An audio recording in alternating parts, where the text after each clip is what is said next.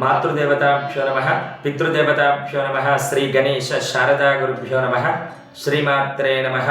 Shri Vedagayatri జ్యోతిష్యాల YouTube channel వీక్షకులందరికీ నమస్కారం.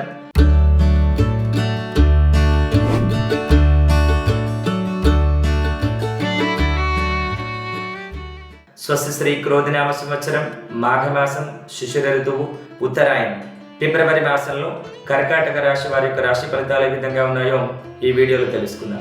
కర్కాటక రాశి వారికి ఫిబ్రవరి మాసంలో జీవిత భాగస్వామి సంబంధిత ధనలాభాలు ఏర్పడతాయి. స్వార్థిత పరంగా కూడా ఆర్థికంగా చక్కటి సౌఖ్యం అనుభవిస్తారు. పుష్యమి నక్షత్ర జాతకులకి ఈ మాసంలో స్టాక్ మార్కెట్ ట్రేడింగ్ కలిసి వస్తుంది. మానసిక ఉల్లాసాన్ని అనుభవిస్తారు. తృతీయ వారం పూర్తి అయ్యే వరకు అనుకూలంగా ఉంటుంది. చివరి వారం నుండి ఉద్యోగ జీవనంలో కాస్త ఒత్తిడి అధికమవుతుంది. సమయభావం వలన కాస్త ఇబ్బంది పడతారు. ఉద్యోగంలో తోటి వారి సహకారం మీకు లభించకపోవచ్చు. ఆర్థికపరమైనటువంటి ఇబ్బందులు కూడా ఎదురయ్యేటువంటి అవకాశం ఉంది. ఆరోగ్యపరంగా మీరు జాగ్రత్తలు తీసుకోవాల్సినటువంటి అవసరం ఉంది. చేసే ప్రతి పనిలో మీరు కాస్త ఆలోచించి నిర్ణయాలు తీసుకోవాల్సినటువంటి అవసరం ఉంది.